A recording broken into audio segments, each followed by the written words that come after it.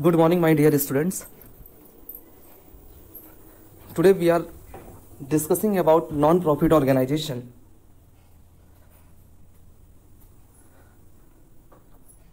हम इस टॉपिक में नॉन प्रॉफिट ऑर्गेनाइजेशंस के बारे में पढ़ने जा रहे हैं कि नॉन प्रॉफिट ऑर्गेनाइजेशंस होते क्या हैं। देखिए, बेसिकली क्लास 12th में इस टॉपिक का बेहतर कवरेज है। ये जो नॉन प्रॉफिट ऑर्गेनाइजेशन का जो टॉपिक है ये 10 मार्क्स कैरी करता है आउट ऑफ 80 मार्क्स। कहने का मतलब ये है कि वेरी इंपॉर्टेंट टॉपिक है for exam point of view. इसके अलावा भी आप फर्दर कभी CA, CS, CMA professional courses में भी आप जाएंगे तो वहां भी इसके बहुत ज्यादा यूजेस हैं। इस टॉपिक को क्लास 12th में रखने का पीछे बहुत लॉजिकल कारण है। लॉजिकल कारण ये है कि बिजनेस ऑर्गेनाइजेशन और non business organisation non profit organisation में डिफरेंशिएट ये टॉपिक सिखाता है कि एक प्रॉफिट ऑर्गेनाइजेशन और नॉन प्रॉफिट ऑर्गेनाइजेशन में क्या डिफरेंसेस होते हैं। Non profit organisation profit organisation से कैसे डिफरेंट होता है, चलिए इसे समझते हैं। प्रॉफिट ऑर्गेनाइजेशन का मतलब ऐसी ऑर्गेनाइजेशन से होता है जिन ऑर्गेनाइजेशन या इंस्टीट्यूशन का ऑब्जेक्ट प्रॉफिट अर्न करना होता है। मतलब प्रॉफिट मोटिव जिन ऑर्गेनाइजेशंस का होता है, वो ऑर्गेनाइजेशन जो बिजनेस कंडक्ट करते हैं they are called profit organisation. Profit organisation को अपने फाइनेंशियल स्टेटमेंट में 3 चीजें बनानी होती हैं। तो फाइनेंशियल स्टेटमेंट प्रॉफिट ऑर्गेनाइजेशन में क्या क्या बनाए जाते हैं? सबसे पहले मैन्युफैक्चरिंग अकाउंट। ऐसे बिजनेस ऑर्गेनाइजेशन जो खुद किसी प्रोडक्ट की मैन्युफैक्चरिंग करके उन्हें सेल करते हैं तो उन्हें first of all manufacturing account बनाना होता है। फिर जो प्रोड्यूस्ड गुड्स है उनको सेल आउट करने के लिए, ट्रेडिंग एक्टिविटी करने के लिए उन्हें ट्रेडिंग अकाउंट बनाना होता है। ट्रेडिंग अकाउंट के बाद प्रॉफिट एंड लॉस अकाउंट बनाना होता है। देयर आफ्टर लास्ट में बैलेंस शीट बनाना होता है। यह रहा एक ओवरव्यू प्रॉफिट ऑर्गेनाइजेशन का। नॉन प्रॉफिट ऑर्गेनाइजेशन का क्या मतलब होता है उसको ध्यान से समझिए। नॉन प्रॉफिट ऑर्गेनाइजेशन का मतलब ऐसी ऑर्गेनाइजेशन से है जिसका ऑब्जेक्ट या मोटिव प्रॉफिट अर्न करना नहीं होता। प्रॉफिट अर्न करना जिस ऑर्गेनाइजेशन का मोटिव नहीं होता है वह ऑर्गेनाइजेशन नॉन प्रॉफिट ऑर्गेनाइजेशन कहलाता है। अब बात आई, सर ऐसा कौन सा ऑर्गेनाइजेशन है जो प्रॉफिट नहीं कमाना चाहता? हर कोई पैसा कमाना चाहता है, लेकिन आज की डेट में बहुत सारे ऐसे ऑर्गेनाइजेशन हैं जिनका ऑब्जेक्ट प्रॉफिट कमाना नहीं होता है। सच एज जैसे कि जितने भी एनजीओस हैं, एनजीओ का मतलब आप लोग समझते हैं, नॉन गेनिंग ऑर्गेनाइजेशन। मतलब ऐसे ऑर्गेनाइजेशन जो चैरिटेबल पर्पस के लिए, सोशल वेलफेयर के लिए सोसाइटी में वर्क करते हैं। तो ऐसे ऑर्गेनाइजेशंस कोई बिजनेस एक्टिविटी कैरी नहीं करते हैं, बल्कि वो सोशल इंप्रूवमेंट के लिए एक ऑर्गेनाइजेशन के रूप में काम करते हैं, जहां पे वो लोग अपने साइड से कंट्रीब्यूशन करते हैं पब्लिक वेलफेयर के लिए, गवर्नमेंट से ग्रांट लेते हैं, सब्सक्रिप्शन देते हैं और कई सारे तरीके से फंड रेज करते हैं। उस फंड को उसी ऑर्गेनाइजेशन में पब्लिक वेलफेयर के लिए री इन्वेस्ट करते हैं, न कि वो किसी गुड्स या सर्विस को सेल करते हैं। ध्यान ये देना यहां पर कि जो प्रॉफिट और नॉन प्रॉफिट जो ऑर्गेनाइजेशन है वो चैरिटेबल पर्पस के लिए काम करता है। आपने देखा होगा कई सारे जो एकेडमी होती हैं, जैसे आप देखिए क्रिकेट एकेडमी, जैसे आप देखिए school college, government school, government college, government hospitals, government library, ये सब क्या करते हैं? ये नॉन प्रॉफिट ऑर्गेनाइजेशन चलाते हैं। क्या आपने कभी सोचा है कि इस गवर्नमेंट स्कूल बदले में हमसे कभी क्या लेता है? नॉमिनल फीस लेता है, एकदम नॉमिनल फीस, नाम मात्र की फीस लेता है। उसके बावजूद वो हमें सर्विस प्रोवाइड कराता है बेटर एजुकेशन के लिए, हमें छात्रवृत्ति देता है, हमें बुक्स अवेलेबल कराता है, हमें बेहतर टीचर अवेल कराता है। इनका उद्देश्य क्या है? नॉन प्रॉफिट है। ये बदले में हमसे कमा नहीं रहे हैं, बल्कि सोसाइटी को एक पढ़ा लिखा समाज दे रहे हैं, है ना। तो नॉन प्रॉफिट ऑर्गेनाइजेशन का सिंपल मीनिंग ये होता है कि ऐसा ऑर्गेनाइजेशन जो प्रॉफिट कमाने के उद्देश्य से कोई एक्टिविटी नहीं करता है, जिसका एम क्या होता है? Social welfare, charitable purpose, social equality को लेकर जो काम होते हैं, वो सब ऑर्गेनाइजेशन नॉन प्रॉफिट ऑर्गेनाइजेशन कहलाते हैं, जिनमें से government school, government college, government hospital, government sports club, government cricket club, government library etcetera इसके एग्जाम्पल्स हैं। चलिए अब हम आगे बात करते हैं नॉन प्रॉफिट ऑर्गेनाइजेशन की बुक्स के रिगार्ड में, कि नॉन प्रॉफिट ऑर्गेनाइजेशन को लेकर एनसीईआरटी की बुक में क्या दिए गए हैं।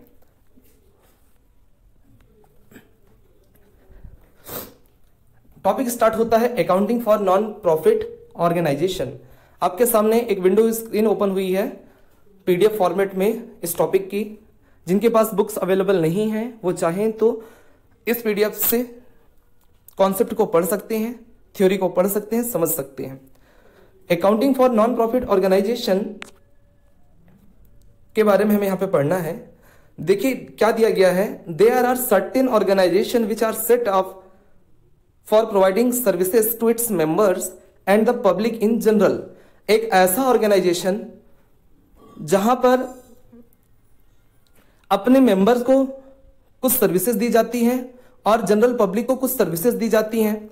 Such organisation includes club, charitable institutions, schools, religious organisation, trade unions, welfare societies and for the promotion of art and culture. कहने का मतलब ये है ऐसे ऑर्गेनाइजेशन जो अपने मेंबर्स को सर्विस प्रोवाइड करते हैं या जनरल पब्लिक को सर्विस प्रोवाइड करते हैं, वो हैं आपके club, charitable institutions, school, religious society, trade unions, welfare societies etcetera.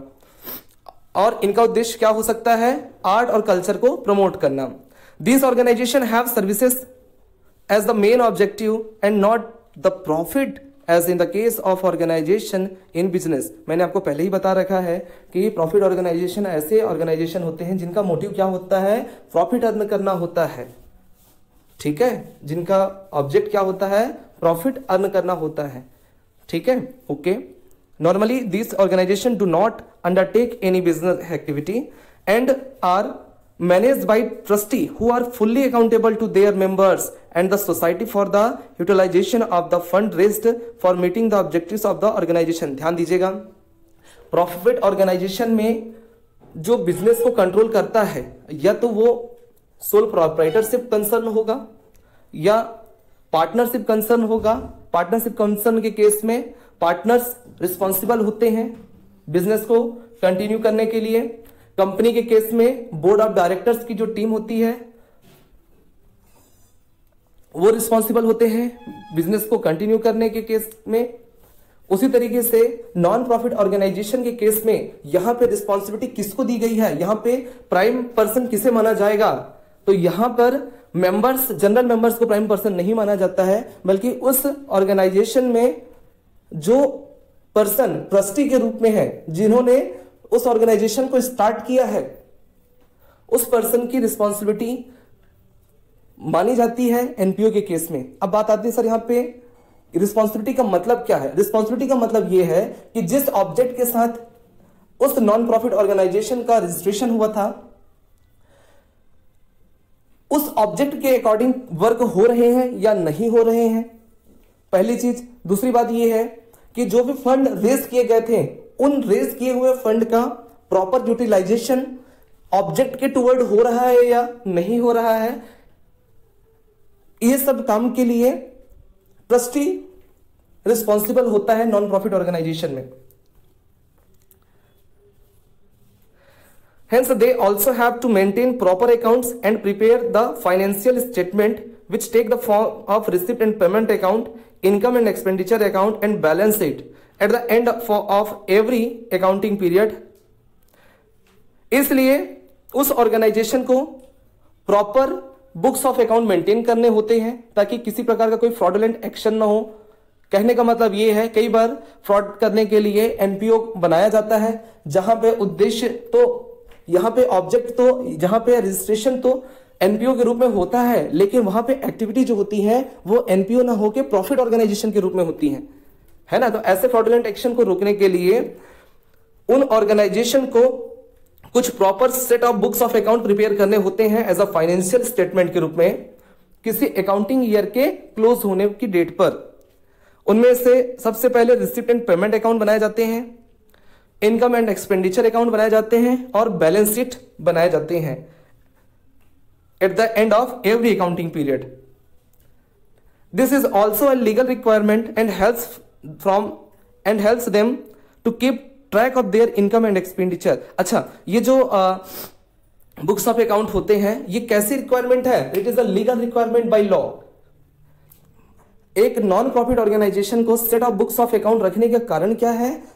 इसकी रिक्वायरमेंट ये है कि गवर्नमेंट ने कुछ लॉ बना रखे हैं एनपीओ को लेकर, और उस लॉ के तहत किसी प्रकार की कोई फ्रॉडुलेंट एक्शन ना हो पाए, कोई एक्टिविटी ना हो पाए, इसलिए गवर्नमेंट प्रिस्क्राइब करता है लीगल रिक्वायरमेंट के हिसाब से फाइनेंशियल स्टेटमेंट को प्रिपेयर करना, जिससे कि फ्रॉडुलेंट एक्टिविटी को रोका जा सके।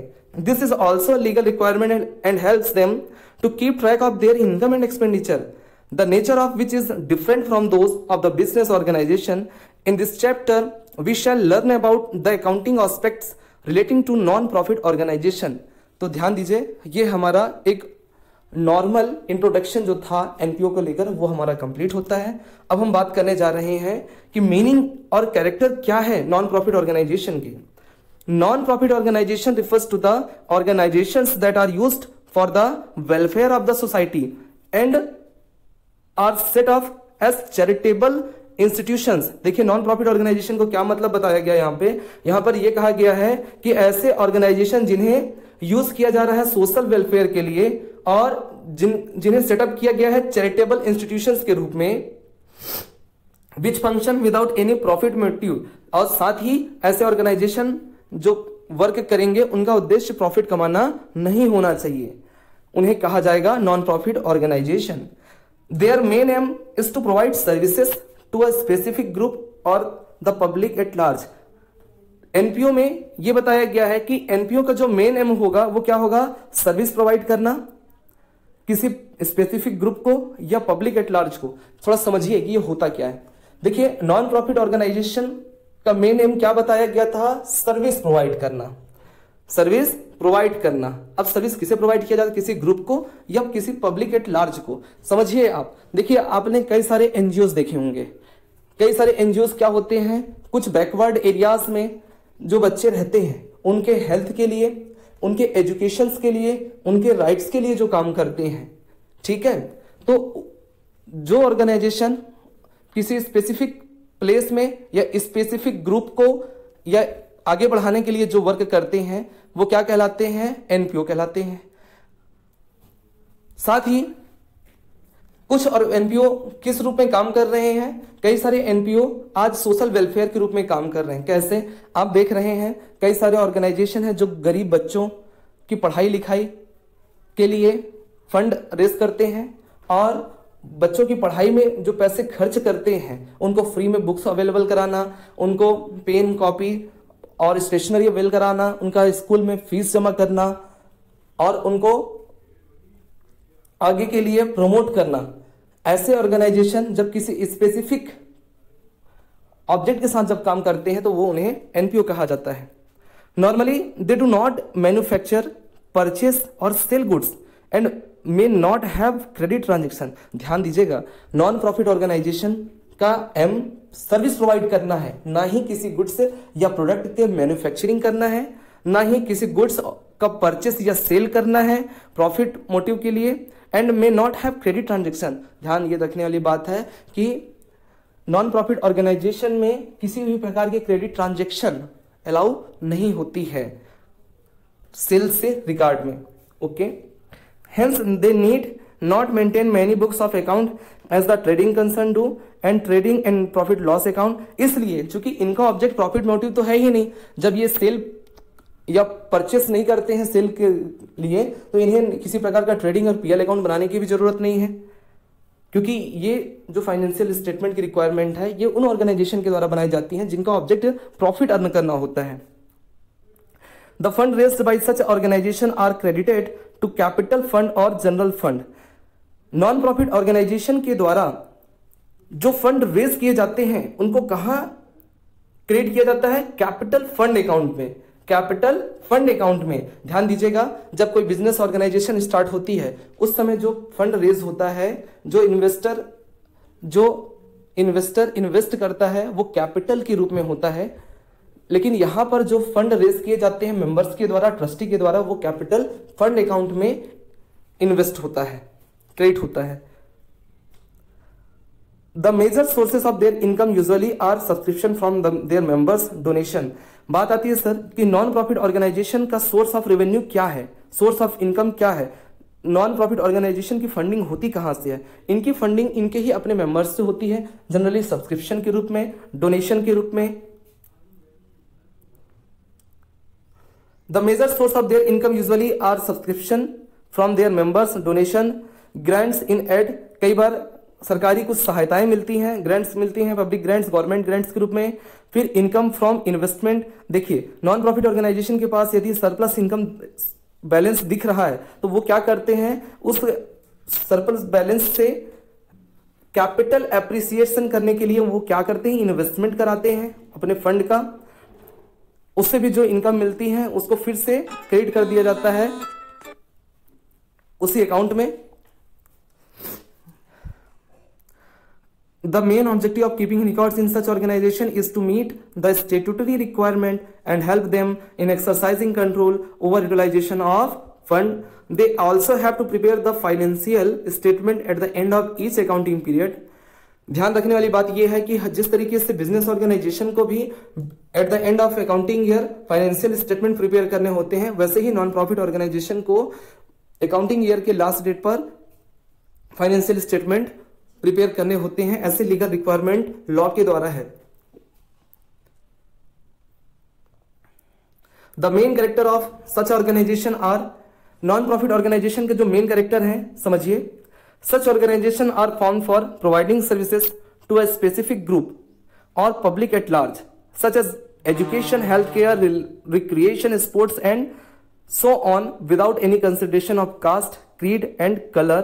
Its sole aim is to provide service either free of cost or at nominal cost and not to earn profit. देखिए यहाँ पे पहला जो कैरेक्टर दिख रहा है वो ये बता रहा है कि ऐसे ऑर्गेनाइजेशन को फॉर्म करने के पीछे कारण क्या है, ताकि ये प्रोवाइड कर सकें सर्विसेज किसी स्पेसिफिक ग्रुप या पब्लिक एट लार्ज को, जैसे कि education, health care, recreation, sports and ऐसे और सभी सर्विसेज जहां पे कंसिडरेशन नहीं है या जहां पे कंसिडरेशन नहीं लिया जाता है। कंसिडरेशन का मतलब यहां पर ऐसा है कि बदले में कुछ, किसी सर्विस को प्रोवाइड करने के बदले में ये कुछ चार्ज नहीं करते हैं। Of caste, creed and colour, its sole aim is to provide service either free of cost. ये कई बार सर्विसेज तो एकदम फ्री ही प्रोवाइड करते हैं और कई बार ये कुछ सर्विसेज तो प्रोवाइड करते हैं लेकिन बदले में कुछ नॉमिनल फीस चार्ज करते हैं। जैसे स्कूल, कॉलेज, यहाँ पे जो आप लोग एग्जामिनेशन फीस जो आप डिपॉजिट करते हैं वो एक नॉमिनल फीस चार्ज किया जाता है उस ऑर्गेनाइजेशन से। These are organised as charitable trust, societies and subscribers to such organisation are called member.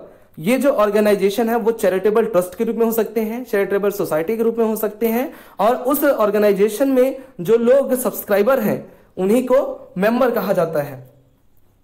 There affairs are usually managed by managing executive committee elected by its member. ध्यान रखने वाली बात यह है कि नॉन प्रॉफिट ऑर्गेनाइजेशन का control and management किसके द्वारा किया जाता है? मैनेजिंग कमिटी या एग्जीक्यूटिव कमिटी के द्वारा। ये मैनेजिंग कमिटी और एग्जीक्यूटिव कमिटी को इलेक्ट कौन करता है? नॉन प्रॉफिट ऑर्गेनाइजेशंस के member. The main sources of income of such organization are subscription from members. Non-profit organization के मेन सोर्स ऑफ इनकम क्या है? सबसे पहले इनको सब्सक्रिप्शन का पैसा मिलता है, सब्सक्रिप्शन फ्रॉम मेंबर्स। इनके अपने मेंबर्स सब्सक्रिप्शन फीस जमा करते हैं, डोनेशन देते हैं, लेगेसीज देते हैं, ग्रांट इन ऐड देते हैं, और इनकम फ्रॉम इन्वेस्टमेंट से इनको इनकम होती है इंटरेस्ट के फॉर्म पे, डिविडेंड के फॉर्म में। The fund raised by such organisations through various sources are credited to capital fund और जनरल फंड। ये जो फंड नॉन प्रॉफिट ऑर्गेनाइजेशंस के द्वारा रेज किए जाते हैं उन्हें क्रेडिट किया जाता है कैपिटल फंड और जनरल फंड अकाउंट में। The surplus generated in the form of excess of income over expenditure is not distributed among the member. Non profit organisation जब अपने income and expenditure account prepare करता है उस समय यदि income access है किससे, ओवर द एक्सपेंडिचर, मतलब उस ऑर्गेनाइजेशन को जो इनकम अर्न हुआ है वो उसके एक्सपेंडिचर से ज्यादा है, तो यहां पे जो बैलेंस इनकम बच रही है वो सरप्लस है। सरप्लस मतलब इनकम का एक्सेस ज्यादा है और एक्सपेंडिचर कम है, इसलिए जो बैलेंस बच रहे हैं वो सरप्लस है। सरप्लस एक पॉजिटिव इफेक्ट शो करता है उस ऑर्गेनाइजेशन के लिए। ध्यान ये रखने वाली बात है कि ये जो सरप्लस है इसे नॉन प्रॉफिट ऑर्गेनाइजेशन अपने मेंबर्स को रीडिस्ट्रीब्यूट नहीं करती है प्रॉफिट की तरह। The non profit organisation earn their reputation on the basis of their contributions to the welfare of the society rather than on the customer or owner satisfaction। Non profit organisation में जो members काम कर रहे हैं या उस organisation की जो रेपुटेशन है वो उनके द्वारा दिए गए कंट्रीब्यूशन की वजह से डेवलप हो पाती है, जिससे कि सोशल वेलफेयर, सोसाइटी को वेलफेयर मिल सके, ना कि कस्टमर या ऑनर के सेटिस्फेक्शन के बेस पे यहां पे रेपुटेशन उस नॉन प्रॉफिट ऑर्गेनाइजेशन को या उसके मेंबर्स को मिलती है। The accounting information provided by such organisation is made for the present and potential contributors meet the statutory requirement. The accounting information provided by such organisation is meant for the present and potential contributors meet the statutory requirement। Non profit organisations के द्वारा जो information provide की जाती है उसका main उद्देश्य क्या होता है, प्रेजेंट मतलब आज की डेट में, और जो पोटेंशियल कॉन्ट्रीब्यूशन है, पोटेंशियल कॉन्ट्रीब्यूशंस मतलब जहां से ज्यादा अमाउंट में, लार्ज अमाउंट में कॉन्ट्रीब्यूशन मिला है उस कॉन्ट्रीब्यूशन के बारे में बताना होता है कि ज्यादा से ज्यादा जो बड़ा अमाउंट कॉन्ट्रीब्यूशंस के रूप में मिले हैं उनके सोर्सेस क्या है, किनके द्वारा मिला है, कितने अमाउंट का मिला है, उसके बारे में जानकारी देना होता है। तो आज का यह topic accounting for non profit organisation का यहां पर कंप्लीट होता है। आपके पास जो भी बुक्स या मटेरियल अवेलेबल है आप उनसे रीड कर सकते हैं और बेहतर इस टॉपिक को समझ सकते हैं। कल हम पढ़ेंगे, अगला जो टॉपिक होगा वो होगा accounting records of non profit organisation के बारे में पढ़ेंगे। उसके बाद रिसिप्ट एंड पेमेंट अकाउंट पढ़ेंगे। तो आज के लिए क्लास ऑफ होता है। आई होप आपको यह वीडियो पसंद आया होगा, ऑडियो पसंद आया होगा। यह मेरा पहला अनुभव था ऑडियो रिकॉर्डिंग का। कुछ गलतियां मुझसे हुई हैं, उन्हें नज़रअंदाज कीजिएगा और मुझे हेल्प कीजिएगा ताकि मैं कुछ बेहतर आपके लिए कर पाऊँ। और आपसे रिक्वेस्ट यह है कि आप यदि इस सिस्टम का फ़ायदा उठाना चाहते हैं तो आपको सेल्फ डेडिकेशन लाना होगा। विदाउट एनी सेल्फ डेडिकेशन आपको इंटरेस्ट ही नहीं आएगा पढ़ने का, तो उसके लिए रिस्पॉन्सिबल आप खुद होंगे। Thank you.